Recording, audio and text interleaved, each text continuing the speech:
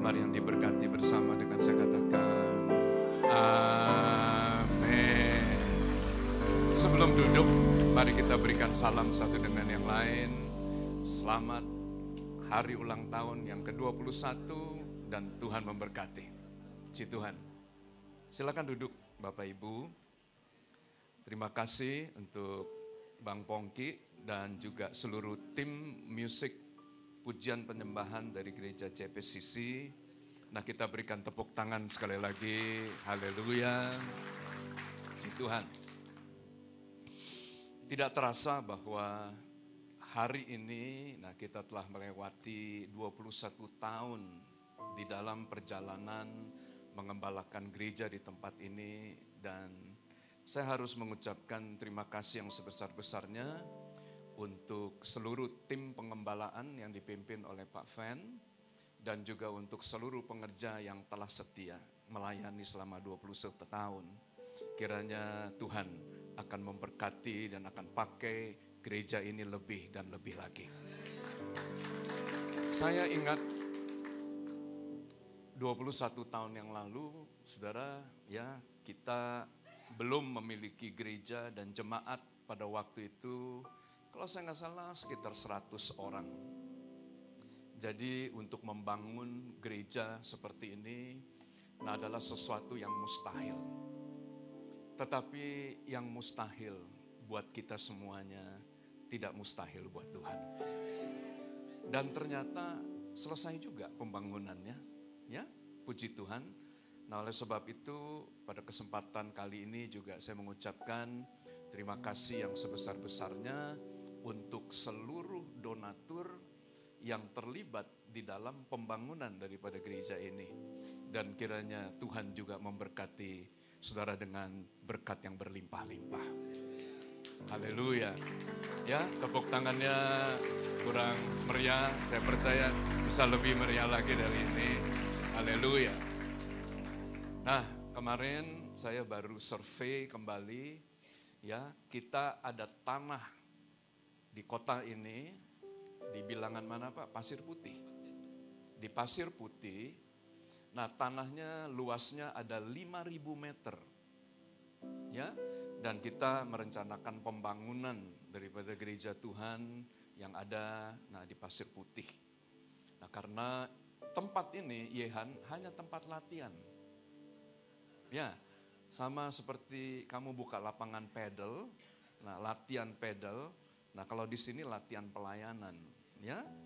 Nah, gereja yang sebenarnya nanti akan ada di Pasir Putih. Karena itu bisa menampung ribuan. Nah, saya berdoa,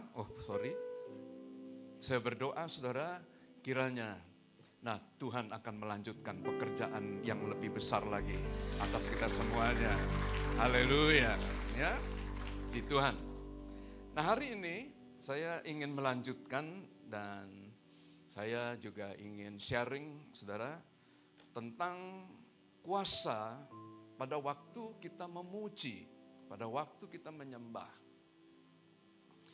Raja Daud, saudara, dipakai oleh Tuhan di masa mudanya, dan dia dipakai oleh Tuhan itu sebagai seorang pemain musik. Hal yang menyedihkan untuk seorang Daud, dia masuk ke istana, saudara, hanya dengan membawa kecapinya. Dia melayani tidak sama dengan saudara-saudaranya yang lain, karena abang-abangnya bergabung di dalam pemerintahan Saul, dan mereka melayani sebagai seorang tentara yang gagah, perkasa, dan yang berani untuk memtaruhkan nyawa bagi bangsa dan negara. Tapi tidak demikian dengan Daud, yang adalah anak yang paling kecil dan seorang yang memiliki perawakan juga tidak segagah daripada abang-abangnya. Kalau abang-abangnya melayani di medan pertempuran dengan menggunakan seragam dan pakaian tempur yang luar biasa, maka Daud itu melayani di istana raja sebagai seseorang yang pelayanannya sangat sulit. Karena dia tidak dipanggil pada waktu raja siap untuk berperang, tapi Daud dipanggil pada waktu Saul kesurupan. Nah kan cilaka. Jadi waktu keadaan tidak enak dan tidak nyaman, Saul diganggu oleh roh jahat, maka Daud dipanggil dan Daud bermain musik, saudara, bukan untuk ditonton, bukan untuk pertunjukan, tetapi dia main musik untuk menenangkan kehidupan daripada Raja Saul yang diganggu oleh iblis. Setelah sekian lama Daud melayani di istana raja, maka tiba waktunya Tuhan itu mempromosikan. Tiba-tiba Israel berperang dengan Filistin dan Filistin menantang orang-orang Israel dan muncullah seorang tokoh yang luar biasa yang bernama Goliat. Dan Goliat ini menantang orang-orang Israel. Tidak ada seorang pun daripada orang Israel yang berani menghadapi Goliat. Even Saul yang memiliki tinggi, satu kepala lebih tinggi daripada orang-orang Israel yang lainnya, tidak berani untuk menghadapi Goliat. Dan Isai pada waktu mendengar anak-anaknya ada di medan pertempuran, dan Isai mendengar bahwa anak-anaknya berhadapan dengan musuh yang luar biasa, maka Isai memutuskan untuk mengirim Daud yang adalah pemain musik yang tidak dikenal, yang dilupakan oleh papa dan mamanya. Maka Daud ini, saudara, diminta untuk mengantarkan makanan untuk abang-abangnya. Tapi pada waktu Daud bertemu dengan Goliat, maka seluruh kehidupannya berubah 180 derajat. Pada waktu orang takut menghadapi musuh yang besar dan musuh yang kuat, maka Daud tampil dengan ketapelnya yang sederhana dan dia mengalahkan Goliat yang ditakuti oleh seluruh Israel. Setelah dia menjadi seseorang yang terkenal pada zamannya karena dia mengalahkan Goliat dan dia memenggal kepala Goliat, dia kemudian membawa kepala Goliat dengan tangannya dan dia menghadap Saul dan Saul bertanya, "Anak siapakah engkau?" Maka Daud berkata, "Aku adalah anak daripada Isai, hambamu itu." Daud tidak berkata, "Daud bin Isai loh, yang ngalahkan Goliat loh." Saudara yang dikasih oleh Tuhan, Saul berkata, barang siapa yang bisa mengalahkan Goliat akan diangkat menjadi mantu raja, menjadi seseorang yang memiliki jabatan dan kedudukan yang luar biasa. Tetapi ayat berikutnya mencatat, Daud tetap melayani sebagai seorang pemusik.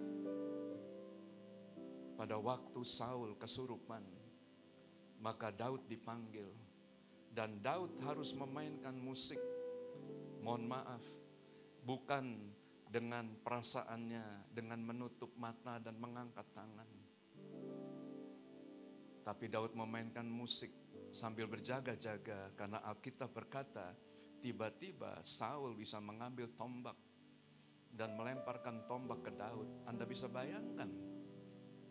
Jadi Yehan, bayangkan kalau kamu lagi main keyboard, tiba-tiba pembicaranya ambil tombak. Dan kemudian lempar ke kamu. Dan jangan lupa, ini Saul, mertuanya sendiri. Anda bisa bayangkan kehidupan Daud di dalam melayani. Sesuatu yang tidak mudah dan dia melayani sesuatu yang dianggap itu sangat kecil dan tidak berharga. Tetapi Daud mengenal Allah yang kepadanya dia beribadah. Dia berkata kepada Goliat, kalau kamu mendatangi aku, nah dengan persenjataan yang begitu lengkap, aku mendatangi kamu dengan nama daripada Allah yang kusembah. Saudara yang dikasih oleh Tuhan, Daud tahu kepada siapa dia beribadah. Dan Daud tahu siapa lawan daripada Allah yang kepadanya dia beribadah. Saudara yang dikasih oleh Tuhan, tahukah Anda? Sejak dari kitab Kejadian pasal yang ketiga, waktu Adam dan Hawa diusir daripada Taman Eden, maka Tuhan membuat satu perjanjian antara manusia dan iblis. Tuhan berkata begini, aku akan mengadakan permusuhan antara engkau dan perempuan ini, antara keturunanmu dan keturunannya. Antara keturunan daripada iblis, ular beludak itu, dan keturunan daripada Hawa, di mana keturunan daripada perempuan itu akan meremukkan kepalamu dan engkau, ular, hanya sanggup untuk meremukkan tumit daripada keturunan perempuan itu. Saudara yang dikasih oleh Tuhan Yesus, pertanyaannya, bagaimana caranya manusia itu sanggup mengalahkan iblis yang adalah malaikat yang membawa terang, a light bearer. Suatu malaikat yang diciptakan dengan keindahan, dengan kemampuan yang luar biasa. Maka di dalam Mazmur pasal yang ke-8 ayat yang kedua, Daud menuliskan Mazmur ini. Tuhan, mulialah namamu di bumi ini, namamu diagungkan di bumi. Kemuliaanmu di surga mengatasi bintang, betapa mulia namamu Tuhan. Bila ku pandang ke langit, bulan dan segala bintang, ku heran kau memperhatikanku. Kau pilih dan kasihiku, memahkotaiku, sebab itu ku puji kau selamanya. Tuhan, mulialah namamu di bumi ini, namamu diagungkan di bumi. Kemuliaanmu di surga mengatasi bintang, betapa mulia namamu Tuhan. Mazmur 8 berkata, dari mulut bayi-bayi dan anak-anak yang menyusu, sejak dari kita kecil, sejak daripada kita kanak-kanak, kita masih menyusu pada ibu kita. Tuhan telah meletakkan dasar kekuatan karena lawan-lawan kita. Siapa lawan kita? Lawan kita itu iblis. Jadi iblis itu bukan lawannya Tuhan. Iblis itu ciptaan Tuhan. Dicatat dalam Alkitab, dengan satu perkataan yang keluar dari mulut Kristus, maka iblis akan dimusnahkan. Karena dia berhadapan dengan pencipta. Siapa lawan iblis? Ya kita. Siapa lawannya? Gereja. Tunjuk sebelah kiri kanan Anda. Anda itu adalah sparring partner dari iblis. Itu tangkap loh. Tangkap baik-baik. Jadi Anda gak perlu takut. Ini sparring partner. Nah, bagaimana cara mengalahkan dia? Cara mengalahkan dia gampang. Yaitu dengan pujian. Karena dasar kekuatan yang tercatat di dalam Mazmur pasal yang ke-8 diterjemahkan oleh Tuhan Yesus dalam Injil Matius bahwa dasar kekuatan itu adalah praise, pujian. Jadi pada waktu kita memuji, maka Tuhan hadir di atas pujian kita. Nah, jangan lupa Tuhan itu terang, Pak. Iblis itu gelap. Kalau terang datang, gelap itu pasti akan amblas. Bisa katakan amin? Bisa katakan amin? Nah, pada suatu hari saya dapat pengalaman yang unik karena gereja kami ya dimulai itu dari sebuah ruko yang terletak di sebelah daripada rumah sakit. Jadi ada banyak cerita, saudara, dari rumah sakit yang pada waktu kita dengar, ya kita hanya kemudian menggeleng-gelengkan kepala, kita berkata Tuhan itu adalah Tuhan yang ajaib. Nah, salah satu cerita yang unik, tiba-tiba saya ditelepon dan dipanggil, Pak Pendeta, bersediakah Pak Pendeta untuk datang ke rumah sakit yang kebetulan hanya sebelah saja. Nah, untuk mendoakan seorang daripada keluarga dokter spesialis yang didiagnosa nggak ditemukan penyakitnya. Dokter ini adalah dokter yang terkenal di Medan. Nah, ini adalah keponakannya dan dia menderita sakit yang aneh. Saudara, tiap kali disentuh, maka pasien ini menjerit kesakitan. Seperti ada ribuan jarum yang menusuk tubuhnya. Sehingga pada waktu diperiksa darah dan kemudian di MRI, tidak ditemukan penyakitnya. Tapi pasien ini dalam keadaan yang sangat menderita. Dan akhirnya mereka memutuskan untuk mengundang kami dan kami datang. Saya lihat dari ujung kepala sampai dengan ujung kaki, gak ada tanda-tanda, semuanya dalam keadaan normal. Nah, dalam keadaan seperti itu, ya, maka saya berkata kepada Obed pada waktu itu yang mendampingi saya, Bet, tolong balik dong, ambil gitar dong. Nah, pada waktu kemudian Obed ambil gitar, saya mulai memuji Tuhan. Nah, kenapa? Karena saya tahu, saudara, iblis akan dikalahkan hanya dengan pujian dan penyembahan. Kita melepaskan dasar kekuatan. Alkitab berkata, sadarlah dan berjaga-jagalah, lawanmu iblis berkeliling sama seperti binatang yang mengaum-ngaum dan mencari orang yang dapat ditelannya. Kita selalu berpikir iblis itu seperti singa. Kita tuh seperti cacing, mana mungkin bisa lawan singa. Saudara, perhatikan ayat ini baik-baik. Memang iblis singa, tetapi dia adalah singa ompong. Dari mana kita tahu dia singa ompong? Singa tuh kekuatannya dua, ditaring sama dicakar. Alkitab tidak mengatakan iblis itu akan mencakar kita, akan menggigit kita. Enggak, dia menelan. Kenapa dia telan? Karena dia singa ompong. Sudah enggak punya gigi. Yang dia miliki adalah, intimidasi. Dia akan mengintimidasi Anda. Anda enggak layak. Anda tidak mampu.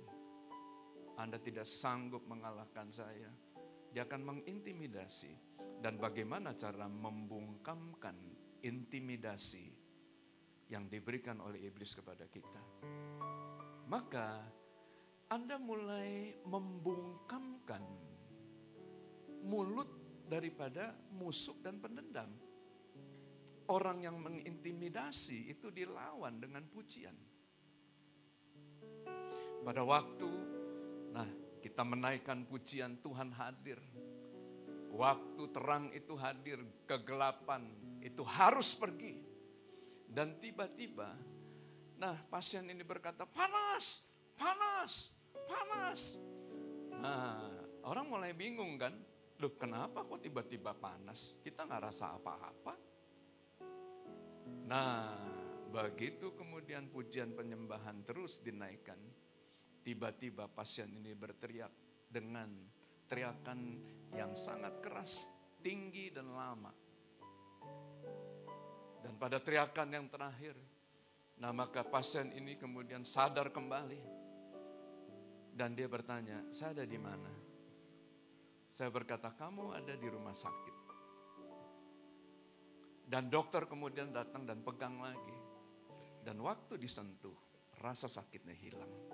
Saudara yang dikasih oleh Tuhan, saya percaya Tuhan tidak pernah berubah.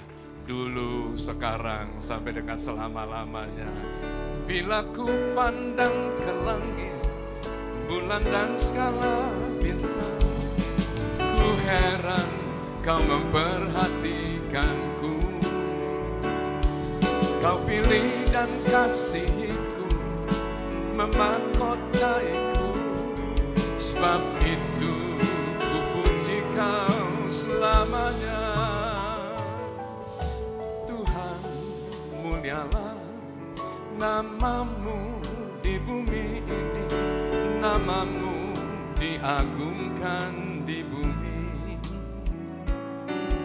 Kemuliaanmu di surga mengatasi bintang, betapa mulia namamu Tuhan.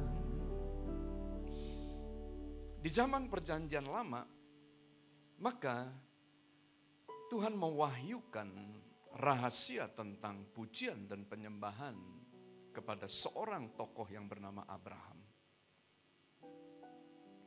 Saudara, mengapa Tuhan percayakan rahasia tentang penyembahan itu kepada Abraham? Karena Alkitab mencatat, sebab mata Tuhan menjelajah ke seluruh bumi untuk mencari orang-orang yang sungguh-sungguh dengan Dia. Tuhan menguji Abraham. Abraham, bawa anakmu yang laki-laki itu, persembahkan dia sebagai korban bakaran di Gunung Moria. Dan pada waktu Abraham mendengar perintah daripada Tuhan, saudara, Abraham tanpa bertanya,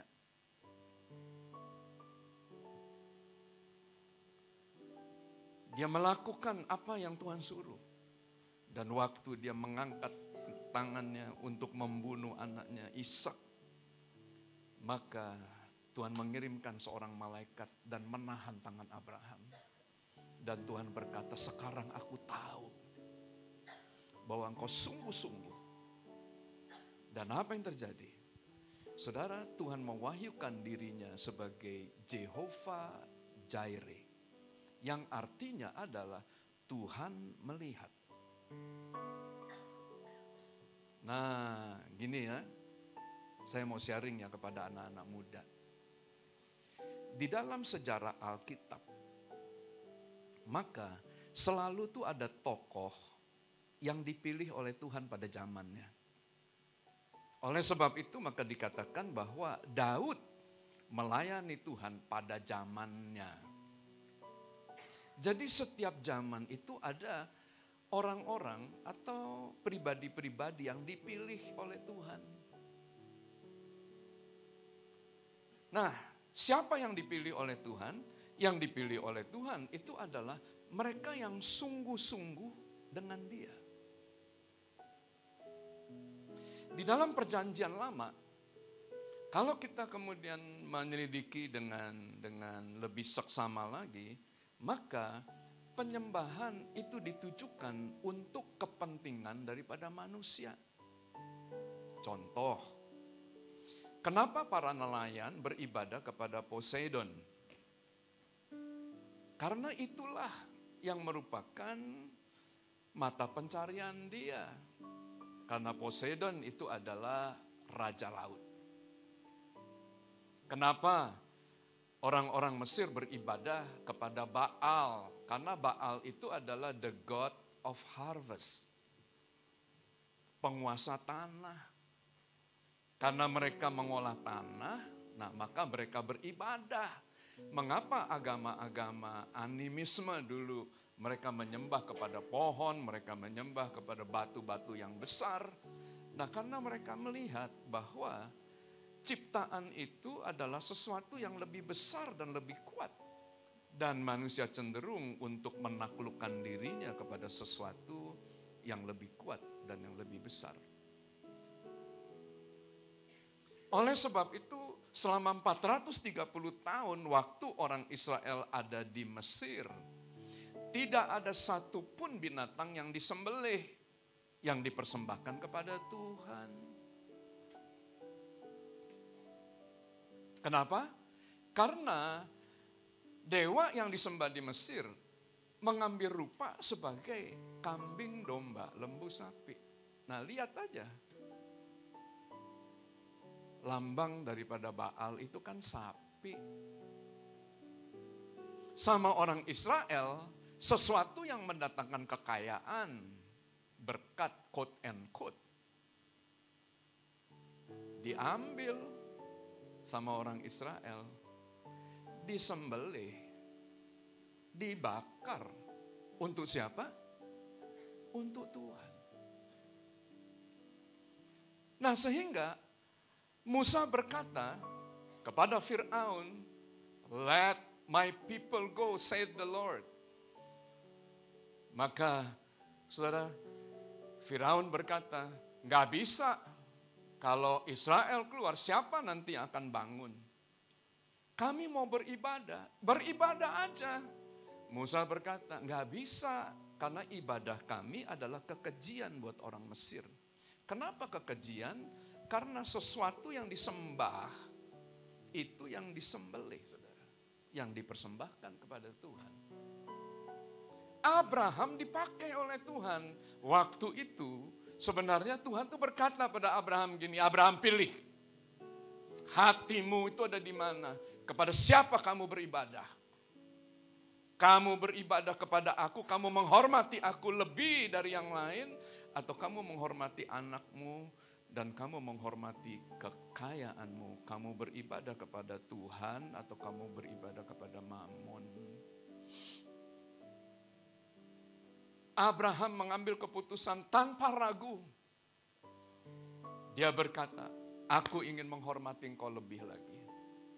Dan waktu Tuhan menemukan orang yang sungguh-sungguh seperti ini, maka Tuhan pakai dia menjadi bapa dari segala bangsa. Dia tokoh sentral dalam perjanjian lama. Dan tokoh sentral ini adalah seorang yang mengerti bagaimana menyembah Tuhan. Dia tidak menggunakan pujian dan penyembahan untuk hal yang lain. Dia menggunakan seluruh kekayaan yang ada, seluruh keberadaan yang ada.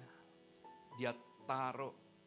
Dan dia berkata, "Dengan kekayaan yang aku miliki, dengan segala sesuatu yang aku punyai, aku akan memuliakan Engkau ya Tuhan." Saudara, waktu Tuhan melihat ada pribadi seperti ini, dia akan berkata, "Jangan takut, aku adalah Jehovah Jireh. Aku akan menyediakan segala sesuatu yang kamu perlukan." Dan kemudian Abraham melihat ada seekor binatang yang tersangkut. Abraham mengambil binatang tersebut dan Abraham menyembelih. Dan Bukit Moria itu adalah tempat di mana bait Allah yang pertama, yang kedua, dan yang ketiga akan dibangun. Penyembahan yang ada ribuan tahun yang lalu, bergema dari masa ke masa, dan akan menjadi fondasi. Sehingga setiap kali kalau saya pergi ke tanah perjanjian, dan saya menginjakkan kaki di Gunung Moria, tempat di mana Wailing Wall itu masih ada, saya ingat peristiwa itu. Saudara, pertanyaannya, mengapa Daud dipakai? untuk mengusir setan melalui pelayanan musiknya.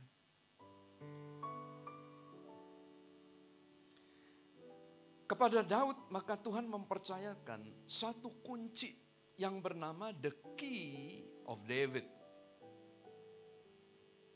Wahyu pasal 3 ayat 7 berkata, dan tuliskanlah kepada malaikat jemaat di Philadelphia, ya. Inilah firman dari yang kudus, yang benar, yang memegang kunci Daud. Apabila ia membuka, tidak ada yang dapat menutup. Apabila ia menutup, tidak ada yang dapat membuka. Bisa katakan amin? Bisa katakan amin? Jadi Daud ini adalah seorang yang diberikan otoritas untuk membuka dan untuk menutup. Apa yang dia buka akan tetap terbuka, apa yang dia tutup akan tetap tertutup. Ya, gini. Kuasa ini itu diberikan oleh Tuhan kepada jemaat yang ada di Philadelphia. Wahyu 3 ayat 7. Nah, pertanyaannya apa sih arti Philadelphia dalam bahasa Yunaninya, dalam bahasa aslinya, dalam bahasa Alkitabnya? Philadelphia itu artinya brotherly love. Nah, ini tangkep ini. Artinya itu brotherly love. Kasih persaudaraan. Gereja akan disebut gereja itu apabila gereja itu memiliki yang pertama marturia, pemberitaan firman Tuhan. Semua gereja punya nih. Gereja akan disebut gereja kalau dia memiliki diakonia, pelayanan orang miskin. Banyak gereja yang sudah punya, sekalipun nggak semua. Gereja akan disebut gereja kalau dia memiliki koinonia. Koinonia itu adalah kasih persaudaraan. Nah, kan di gereja kan sering nyanyi, kau sahabatku, kau saudaraku, tiada yang dapat memisahkan kita. Oh, kau sahabatku, kau saudaraku, tiada yang dapat memisahkan kita. Is it true? Saudara, dirjen itu sudah 5 dirjen berganti. Semua teman saya. Dari zaman Pak Siahaan, 5 dirjen sebelum dirjen sekarang. Nah, maka kami sudah minta, Pak, tolonglah Departemen Agama buat moratorium. Jangan dikeluarkan lagi izin gereja yang baru, sinode baru jangan dikeluarkan lagi. Kenapa? Sudah ada pertanyaan dari teman-teman sebelah nih, ya. Nah, maka mereka tanya, loh gimana sih kekristenan? Katanya monotheism. Allahnya satu, Alkitabnya satu, sudah jelas. Tapi kenapa sinodenya ada 323 sinode? Dan tiap kali kalau sinode itu dibuka, nah bukan karena penginjilan. Karena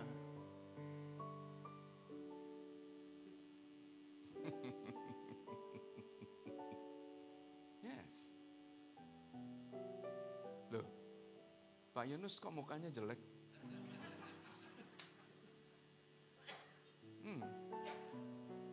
GBI dulu GBIS.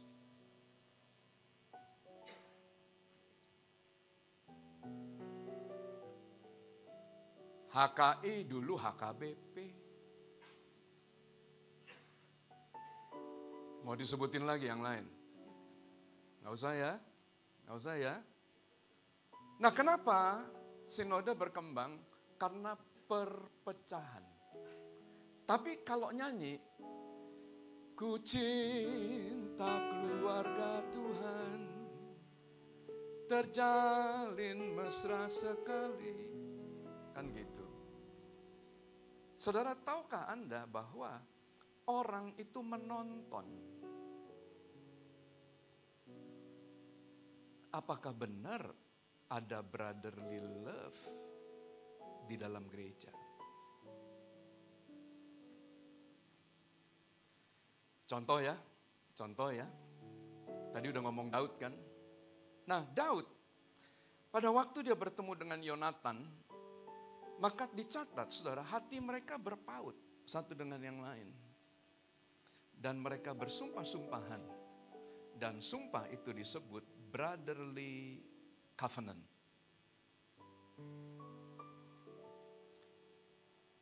Mereka berkata sampai mati, kita akan tetap menjadi sahabat, kita menjadi saudara. Saudara, maka popularitas daripada Daud melebihi popularitas daripada Yonatan. Ini yang paling cilaka nih, gadis-gadis nih. Gadis-gadis nyanyi. Kalau Saul mengalahkan beribu-ribu, Daud mengalahkan berlaksa-laksa. Waktu Saul dengar, telinganya itu gak nyaman. Kenapa kok lagu ini sumbang bener ya? Jangan-jangan chordnya salah nih. Gak enak di telinga dia. Nah, maka kemudian Saul itu ambil tombak.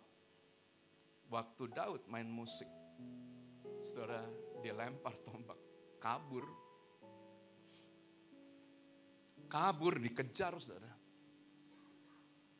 Anda tahu kisahnya, tapi saya kemudian mau membuat singkat kisahnya. Nah, maka itu the final moment. Daud tahu bahwa mertuanya sendiri berniat untuk menghabisi dia. Maka dia berkata kepada Yonatan, Yonatan, aku harus meninggalkan kamu. Tapi Yonatan berkata, ingat kepada perjanjian kita. Ingat kepada sumpah kita. Begini, kalau aku tahu bapakku mengambil keputusan untuk menghabisi kamu, maka aku akan melepaskan anak panah. Dan pada waktu anak panah itu meleset daripada sasaran, aku akan berkata kepada bujangku, cari kemana anak panah itu, maka ketahuilah bapakku memutuskan untuk membunuh kamu dan kamu harus lari pada waktu itu. Nah, pada waktu Yonatan bertemu dengan bapaknya dalam satu pesta. Saul melakukan pesta dan Daud diundang. Saul menunggu, Daud tidak kunjung datang. Karena Daud sedang bersembunyi di dekat tempat pesta itu menunggu isyarat daripada Yonatan. Saudara, Saul tahu bahwa anaknya Yonatan hatinya sudah berpaut pada Daud dan mereka telah bersumpah-sumpahan. Saul tahu itu. Saul marah dan Saul berkata, mohon maaf, ini perkataan daripada Saul yang saya angkat. Anak sundal kamu, kurang ajar. Kamu mempermalukan ibu kamu dan kamu mempermalukan seluruh keluarga. Tidakkah kamu tahu, selama anak Isai itu masih hidup, maka kerajaanmu tidak akan pernah kokoh. Sekarang cari anak itu, bunuh dia sekarang. Nah, saudara, pada waktu Yonatan mendengar perkataan daripada bapaknya, maka Yonatan melepaskan anak panah, memberikan isyarat kepada Daud, dan Daud lari untuk menyelamatkan diri.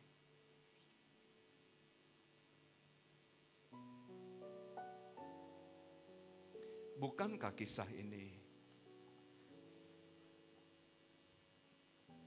adalah kisah yang sama yang dialami oleh gereja?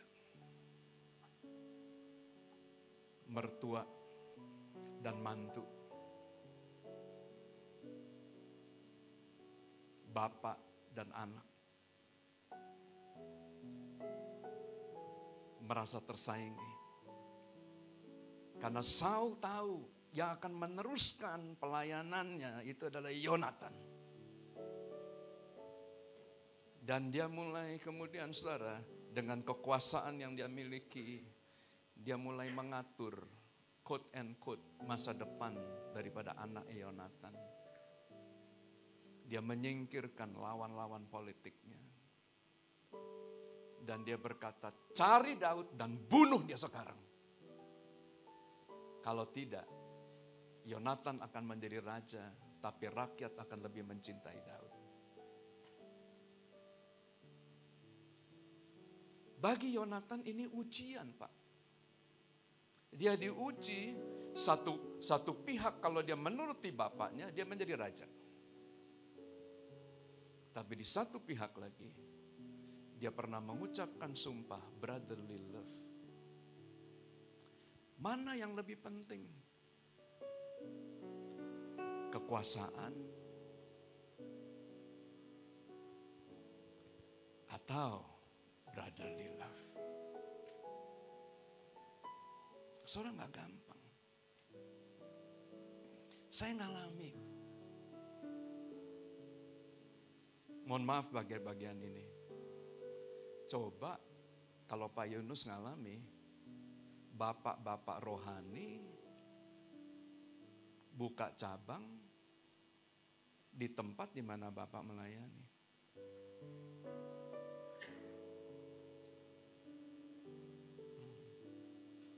Masih nggak bisa memilih brotherly love or gampang. Tapi saya mengerti kalau kita menciderai brotherly love, maka kita kehilangan kuasa untuk membuka dan menutup. Pada hari-hari terakhir, maka Tuhan itu akan mengirimkan roh dan kuasa Elia. Nah, pertanyaannya, apa sih yang disebut dengan roh dan kuasa Elia? Maka di dalam Yakobus pasal 5 dicatat, Elia itu manusia biasa, sama seperti kita. Tapi Elia sungguh-sungguh berdoa. Dan apa yang terjadi waktu Elia berdoa? Langit tertutup. Elia berkata gini, tertutuplah langit selama 3 tahun dan 6 bulan sampai aku mengatakannya. Coba Anda lihat. Dan cilaka, langit, saudara, tunduk kepada perkataan Elia. Kata langit diambil dari kata surga. Elia berkata, surga tertutup kamu sampai aku mengatakannya. Dan setelah 3 tahun 6 bulan lewat, Elia berkata, sekarang surga terbukalah dan turunkan hujan. Dan surga taat, saudara, hujan turun setelah 3 tahun dan 6 bulan. Nah, kuasa seperti ini yang Tuhan akan berikan kepada gereja pada hari-hari terakhir. Loh, pertanyaannya kenapa? Justru pada hari-hari terakhir. Karena pada hari-hari terakhir, nah ini Pak Fen, kita akan menghadapi masa yang sulit. Deru peperangan akan terjadi di mana-mana. Gejolak ekonomi, gejolak politik, itu akan terjadi. Dan dalam gereja akan terjadi begitu banyak pengkhianatan. Karena dicatat, guru-guru palsu akan muncul, nabi-nabi palsu akan muncul.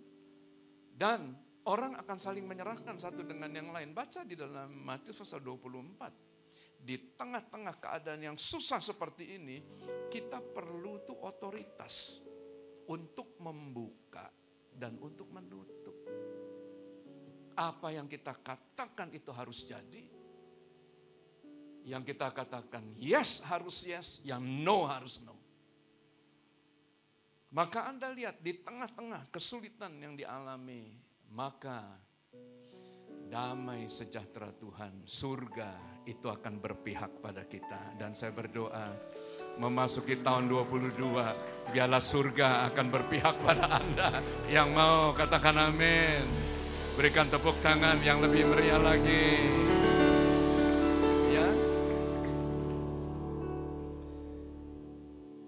Ku cari damai, hanya ku dapat dalam Yesus. Kala ku cari ketenangan, hanya ku temui di dalam Yesus. Tak satu pun dapat menghiburku, tak seorang pun dapat menolongku. Hanya Yesus jawaban hidupku. Kalau ku cari damai, hanya ku dapat dalam Yesus. Kalau ku cari ketenangan, hanya ku temui di dalam Yesus. Tak satu pun dapat menghiburku, tak seorang pun dapat menolongku. Hanya Yesus jawaban hidupku. Bersamanya hatiku damai, walau dalam lembah kegelapan. Bersamanya hatiku tenang dalam hidup penuh tantangan. Tak satu pun dapat menghiburku, tak seorang pun dapat menolongku. Hanya Yesus jawaban hidup. Saya minta musik saja, saya akan akhiri, saudara. Roma 16 ayat yang ke-20. Perhatikan istilah May the God of Peace. Semoga Allah sumber damai sejahtera. Tahukah Anda pada hari-hari terakhir itu akan terjadi suatu peperangan rohani antara pengikut Kristus dengan antikristus. Antara kegelapan dengan terang akan beradu itu. Yesaya 60 berkata, sebab kegelapan sudah menutupi dan melingkupi seluruh dunia. Oleh sebab itu bangkit, bersinarlah dan menjadi teranglah, sebab terang Tuhan terbit atasmu. Nah, pertanyaannya, bagaimana sih terang Tuhan itu bisa terbit atas kita? Saudara, yang membuat terang Tuhan terbit atas kita, itu bukan Allah yang lain.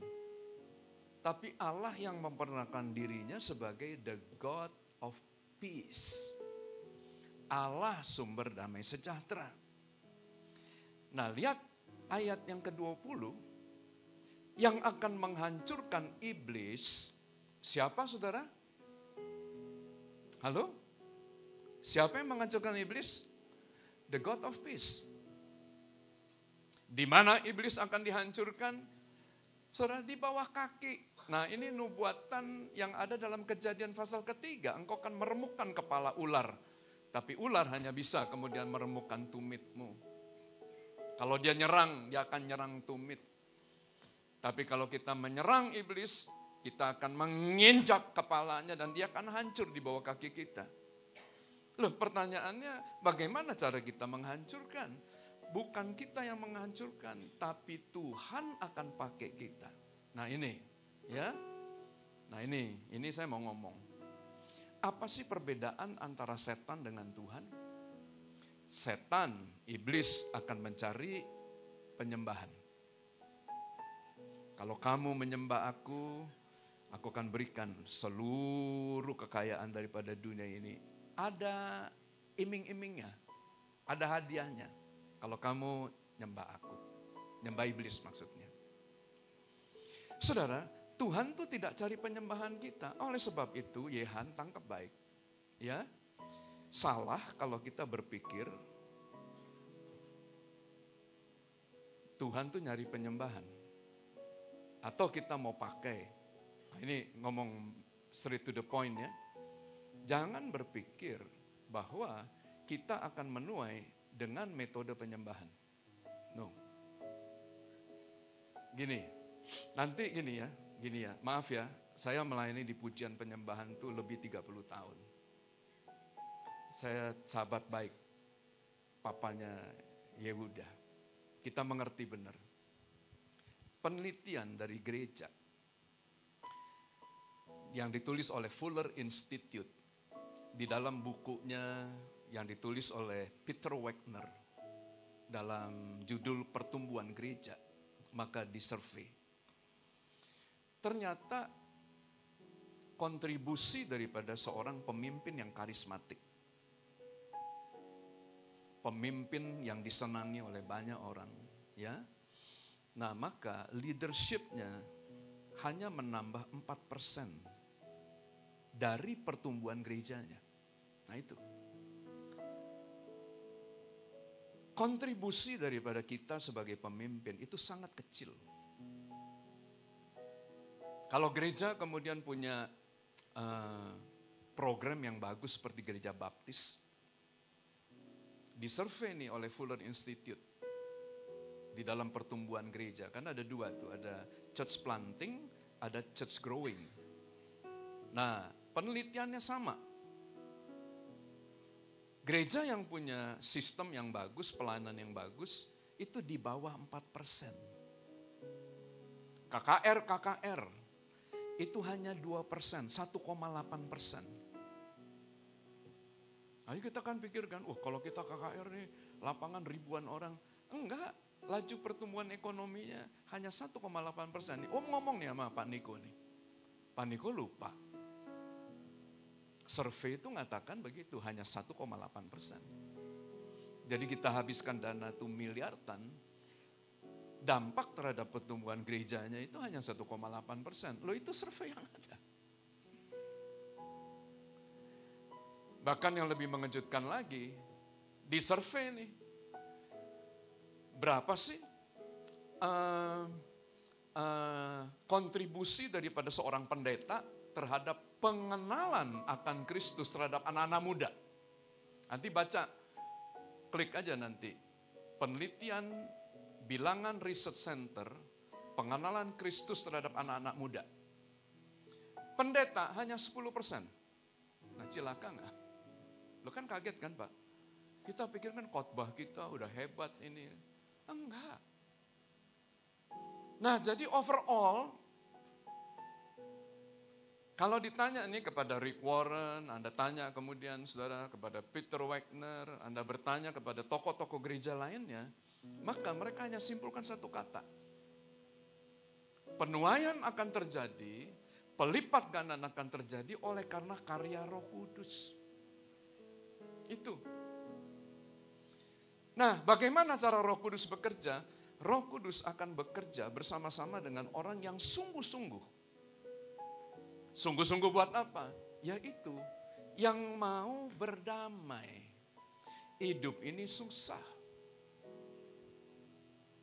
Akan terjadi banyak benturan, akan terjadi banyak gesekan, tapi justru, saudara, orang akan nonton nih.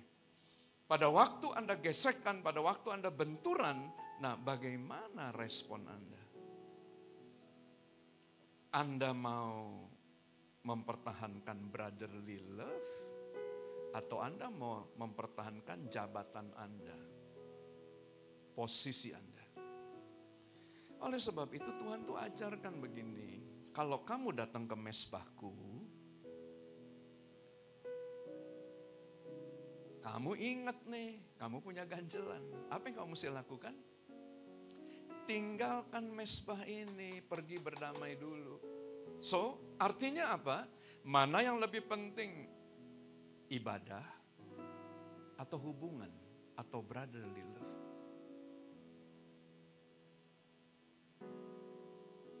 Saudara, ibadah sama Tuhan tuh nggak penting. Kenapa? Ibadah kamu tidak akan memiliki dampak apapun pada waktu kamu tidak mau berdamai.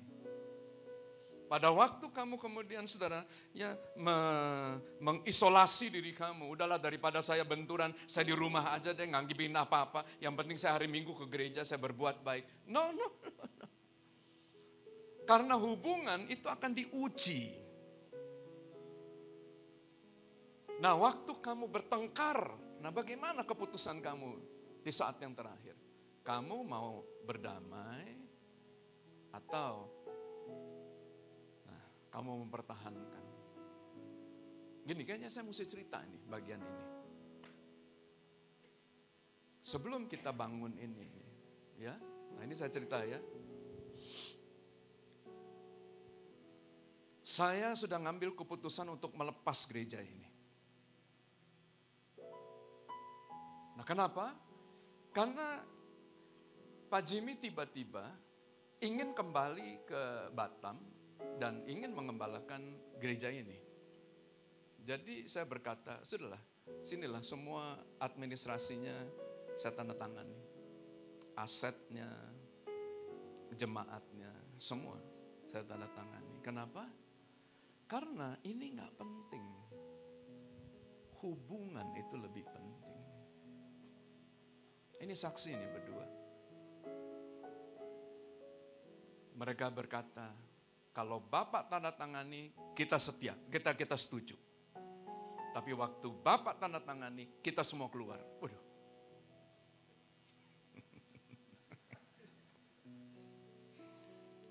Ya, tapi saya nunjukkan bahwa kalau mesti hilang, ya hilang.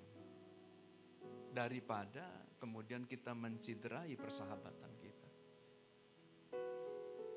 Kalau tidak, saudara, kita tidak bisa menghancurkan iblis. Kalau tidak, kita tidak bisa menguduskan diri kita dan masuk kepada kesempurnaan. 1 Tesalonika 5 berkata, semoga Allah damai sejahtera menguduskan kamu seluruhnya dan semoga roh, jiwa, dan tubuhmu terpelihara sempurna, tidak bercacat pada kedatangan Yesus Kristus Tuhan kita. Siapa yang akan menjaga Anda dalam kesempurnaan? Kata sempurna di sini diambil dari kata teleios yang artinya ended. Artinya itu Anda tidak bisa berubah lagi. Anda sudah sempurna, sama seperti Tuhan tidak berubah dulu, sekarang, selama-lamanya, karena Tuhan sudah sempurna. Yang akan menyempurnakan kita bukan perbuatan baik, bukan karena Anda murah hati. No, yang membuat kita menjadi sempurna itu karena kita mau berdamai.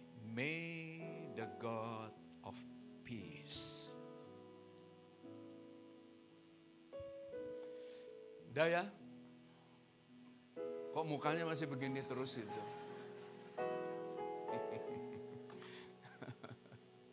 Ini yang terakhir aja lah, udah satu lagi deh. Tanggal 30 nanti saya diminta untuk memimpin konferensi nasional dari Jaringan Doa Nasional. Ya, nah saya akan sharing ini. Filipi 2 ini berbicara tentang pelayanan daripada Tuhan Yesus. Bahwa Tuhan itu yang adalah Allah tidak menganggap kesetaraannya dengan Allah. Dia mengosongkan dirinya dan dia mengambil rupa seorang hamba dan menjadi sama seperti manusia. Dan dalam keadaannya sebagai manusia, ia telah merendahkan dirinya dan taat sampai mati. Bahkan sampai mati di atas kayu salib. Ayat berikutnya, oleh sebab itu Allah sangat meninggikan dia.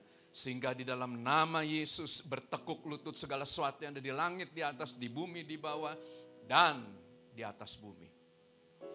Nah, kata mengosongkan dirinya ini menjadi bahan khotbah dari banyak hamba Tuhan. Pertanyaannya, bagaimana cara kita mengosongkan diri? Nah, ini yang penting.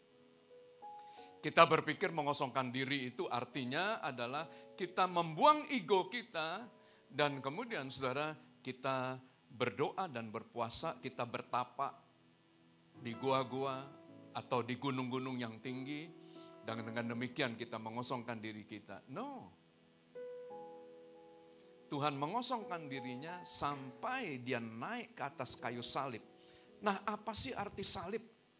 Salib di dalam Kolose 1 ayat yang ke-20 berarti reconciliation berarti perdamaian.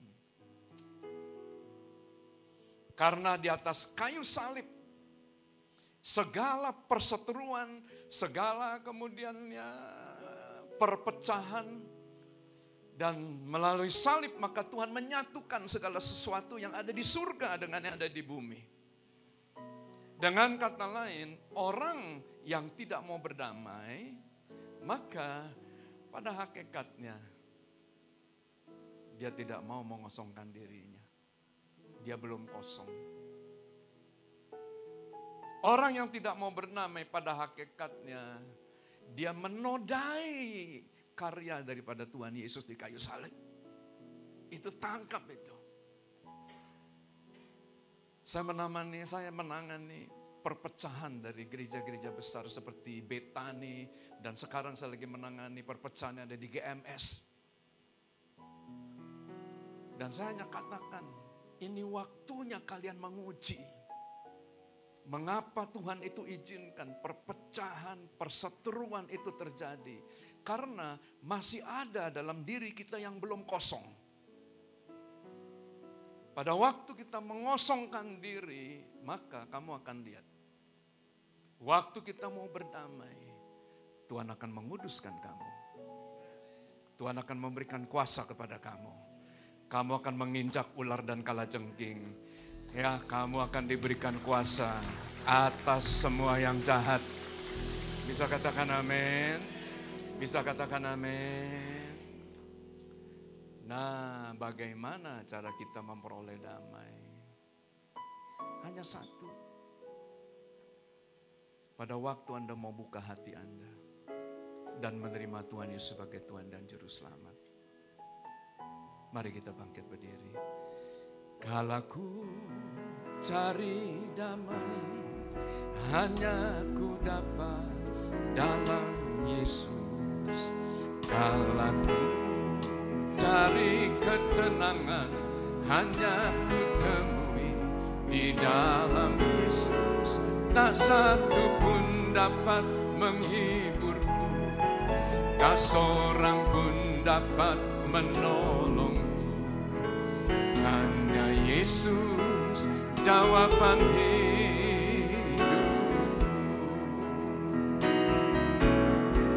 Bersama Dia hatiku damai, walau dalam lembah kekelaman. Bersama Dia hatiku tenang, walau hidup penuh tantangan. Tak satu pun dapat menghiburku, tak seorang pun dapat menolongku. Hanya Yesus jawaban hidupku. Bersama Dia hatiku damai, walau dalam lembah kekelaman. Bersama Dia hatiku tenang, walau hidup penuh tantangan. Tak satu pun dapat menghiburku, tak seorang pun dapat menolongku. Hanya Yesus jawaban hidup. Saya minta musik saya. Saya mau bicara pada Pak Daniel. Pada satu hari, Pak, saya bertemu dengan seorang haji. Salah satu anak dari anak pertama, istri pertama, kebetulan masuk Kristen. Dan kemudian anak dari haji ini berkata pada saya, Pak Pendeta, bersediakah pendeta bicara dengan bapak saya? Saya bertanya, kenapa saya harus bicara dengan bapak kamu? Karena bapak saya sedang sakit. Dan kita tidak tahu sampai seberapa lama lagi umurnya akan diperpanjang. Maka saya datang ke rumahnya di Bilangan Depok. Dan waktu saya datang, ada satu gambar di rumahnya. Mohon maaf, gambar satu tempat ibadah. Saya duduk dan kemudian saya mendengar apa yang diperlukan dari kehadiran kami. Maka si bapak ini berkata, saya orang kaya Pak Pendeta. Saya berkata, saya tahu. Saya melihat rumahnya, saya melihat hidupnya. Tapi sekarang saya merasa bahwa kekayaan saya ini tidak ada apa-apanya. Saya mulai membuka Alkitab dan saya mulai membaca firman Tuhan. Pada waktu saya membuka Alkitab, dia marah. Jangan coba mempengaruhi saya. Kamu lihat siapa saya. Saudara, saya sudah kemudian deadlock dan saya mundur selangkah. Saya tidak mau bicara apa-apa dan saya mendengar dia. Nah, pada waktu saya membuka hati untuk mendengar keluh kesah, dia berkata begini, istri saya 2. Saya belum mati. Kedua istri saya bertengkar memperebutkan harta saya. Bagaimana saya bisa tenang dan saya bisa menutup mata dengan damai?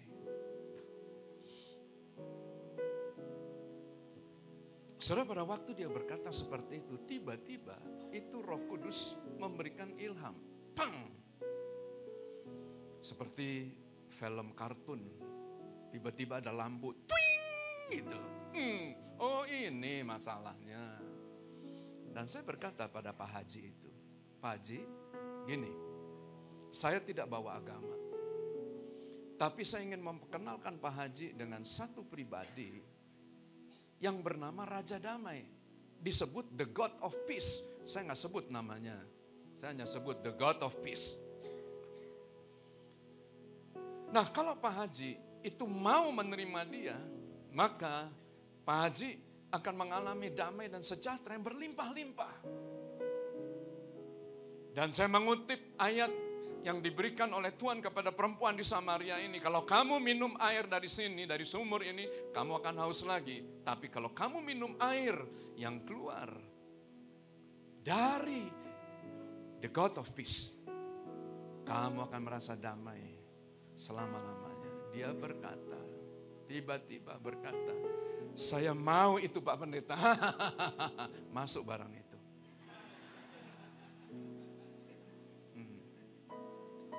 Saudara, apa yang kita butuhkan?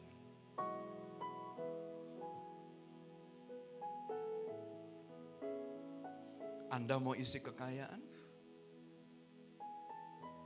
Anda mau isi popularitas? Percayalah, popularitas dan kekayaan yang Anda berhasil kuasai, itu gak ada apa-apanya dibandingkan dengan keberadaan Tuhan. Anda tidak akan bisa merasa puas. Anda tidak akan merasa bisa dipuaskan dengan semua itu. Tapi pada waktu Tuhan diizinkan untuk bertahta dalam hidup Anda, the God of Peace. Anda hidup damai dengan anak-anak, Anda berdamai dengan lingkungan, Anda berdamai dengan alam semesta ini. Maka Anda akan lihat, ada aliran air kehidupan yang mengalir dari hidup Anda. Hari ini, berapa banyak Anda yang mau terima Tuhan Yesus sebagai Tuhan dan Juru Selamat?